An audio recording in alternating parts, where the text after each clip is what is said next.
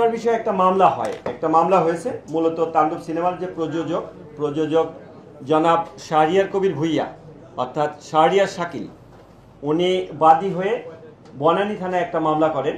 বনানী থানায় মামলা যে 4 তারিখ ওনার যে সিনেমা বাংলাদেশ চলচ্চিত্র সিলেকশন বোর্ড কর্তৃক যেটা নিবন্ধিত সিনেমা তাণ্ডব সিনেমাটি মানে কতিপয় ব্যক্তি ইউটিউব, তারপর টেলিগ্রাম, ফেসবুক এবং বিভিন্ন লিঙ্কে পাইরেসির মাধ্যমে প্রকাশ করেছে। সেক্ষেত্রে তার কিছু এইচডি ভিডিও এবং কিছু আংশিক ক্লিপ এই বিভিন্ন জায়গায় পাইরেসি করে যখন প্রচার করে, এই সংক্রান্তে তিনি 3 জনকে বাই নেমে এবং কিছু অজ্ঞাতনামা আসামি দিয়ে বিভিন্ন লিঙ্ক উল্লেখ করে একটি মামলা দায়ের করেন।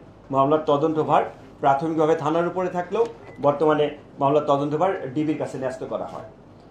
তা এটার পরপরই আমরা যখন কার্যক্রম শুরু করি, কার্যক্রমের পরে আমরা যে এজাহার নামে 3 জন আসামি, 3 জনকেই আমরা গ্রেপ্তার করতে সক্ষম হই। যে 3 জন হচ্ছে টিপু সুলতান, সাদি সাদ ওরফে সাগর, যিনি সিনেটিক অনলাইন পোর্টালের মালিক, এবং আরেকজন সাজেদুল ইসলাম।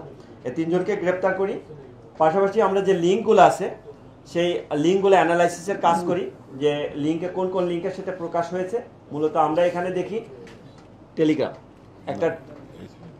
একটা টেলিগ্রাম চ্যানেলের মাধ্যমে এটা প্রথম প্রকাশ পায়, এবং সেটির মূলত কে কন্ট্রোল করে বা কারা করে সেটার ব্যাপারে আমরা আমাদের যে ডেডিকেটেড টিম আছে ডিবি সাইবার ইউনিট কাজ করছে। আমরা আশাবাদী যে চ্যানেলগুলো থেকে এটা প্রকাশ হয়েছে, পাইরেসি করেছে, সেই চ্যানেলগুলোর মূল হোতাকে এবং কে কন্ট্রোল করে সেগুলো আমরা বের করতে পারবো, এবং এর সাথে অন্য যারা সংশ্লিষ্ট আছে তাদেরকেও আমরা আইনের আওতায় আনতে পারবো। পাইরেসিটা বললাম যে প্রথমে মূলত যেটা যে একটা টেলিগ্রাম চ্যানেলের মাধ্যমে সেটা পাওয়া যায়। তা এটার ক্ষেত্রে আমরা তো কেবল আসামি এনেছি, তা আপাতত জিজ্ঞাসাবাদ চলছে। তাতে এইখানে অপারেটর আছে, একটা সিনেমা হলের অপারেটর আছে, ওনার আপাতত একেবারে ইনিশিয়াল স্টেজের জিজ্ঞাসাবাদে উনি যেটা বলেছেন যে 2 জনের নাম বলেছেন যে যাদের মাধ্যমে উনি এটার পাইরেসি কপিটা পেয়েছেন।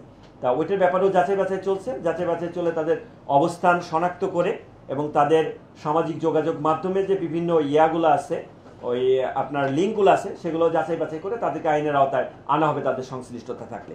আর অপর 2 জন যারা, তারা তো তাদের সামাজিক যোগাযোগ মাধ্যমে আমরা যেটা দেখতে পেলাম ইনিশিয়ালি, যে তারা ঘোষণাই দিয়ে দিয়েছেন যে এটার পাইরেসি কপি আসছে। সুতরাং সেক্ষেত্রে সেলফ ডিক্লিয়ারেশনের মাধ্যমে এটা পাইরেসি দেওয়া করেছে। তা পাইরেসি আসলে এটা একটা অপরাধ, যে অপরাধের কারণে এটা আমরা খুব সিরিয়াসলি নিয়েছি, এবং এটার সাথে অন্য যারা সংশ্লিষ্টতা যাদেরকে পাবো তাদেরকেও আমরা আইনের আওতায় নিয়ে আসবো। এটা আমরা বলবো, আমরা তদন্ত সাপেক্ষে আমরা পরে বলবো। ঠিক আছে, খুব ইনিশিয়াল স্টেজে কাজ চলছে। আমরা কেবল এই যে আজকে আসামিদের নিয়ে এসে হাজির হলাম।